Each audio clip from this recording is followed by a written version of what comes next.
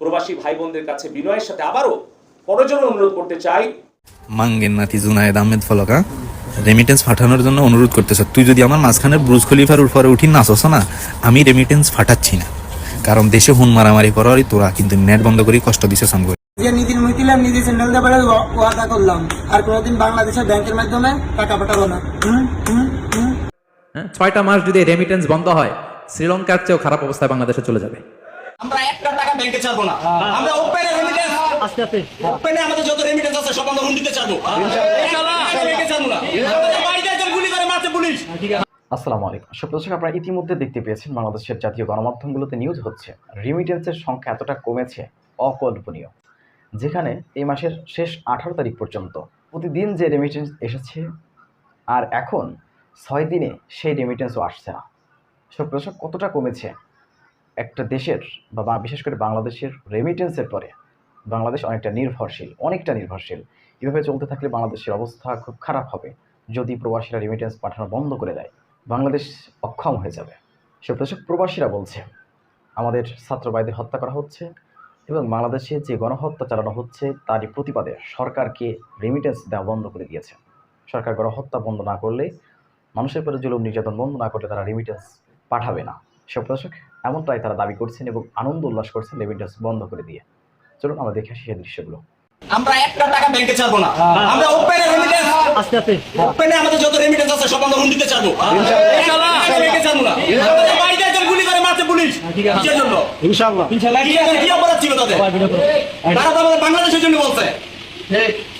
Police কেন ওদেরকে বুকে গুলি করবো? ভাই সবাই এই সাইডে। আমরা কি অপরাধ করছি? ঠিক আছে ভাই, গাড়ি দাও আমাকে তো গুলি করো। আমরা একটা টাকা ব্যাংকে ছাড়বো না। আমরা ওপেনে রেমিটেন্স, আস্তে আস্তে আমি শপথ করিতেছি যে কোটা সংস্কার ছাত্রদের যৌক্তিক আন্দোলন সকল ধরনের কর্মসূচির পক্ষ থেকে আমরা প্রবাসী আসছে যতদিন না পর্যন্ত আমার শহীদ ভাইদের বিচার না হবে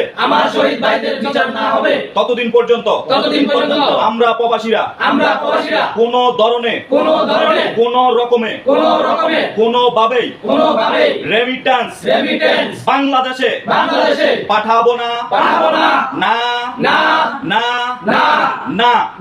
আমাদের এই শপথ গ্রহণের সাথে যারা একমত আছেন ভিডিওটার সাথে একটা ডুয়েট এবং শেয়ারের মাধ্যমে সাথে থাকুন। একজন পরিচ্ছন্নতা কর্মী, তারও 20 থেকে 30 হাজার টাকা বাংলাদেশে ঢোকে প্রতি মাসে। আপনি চিন্তা করতে পারেন? 6টা মাস যদি রেমিটেন্স বন্ধ হয়, শ্রীলঙ্কার চেয়েও খারাপ অবস্থায় বাংলাদেশে চলে যাবে। Just only 6 months. ভয়ঙ্কর অবস্থা হবে বাংলাদেশে। এটা আল্লাহর পক্ষ থেকে একটা স্পেশাল রাহমা, মার্সি এন্ড ব্লেসিংস, যে আমাদের রিজিকের তাগিদায় সারা বিশ্বে যে কাজ করতে হয়, আমরা কাজ করি আর দেশে টাকা পাঠাই, আর সচল থাকে আমার দেশের অর্থনীতির চাকা। আলহামদুলিল্লাহ পড়ে। সো বাংলাদেশের গভর্নমেন্টকে আমি বিনীত অনুরোধ জানাবো, শ্রম মন্ত্রণালয়কে অনুরোধ জানাবো, এয়ারপোর্ট অথরিটিকে অনুরোধ জানাবো, আমার শ্রমজীবী ভাইদের সাথে ভালো আচরণ করুন, তাদের সাথে কোঅপারেট করুন।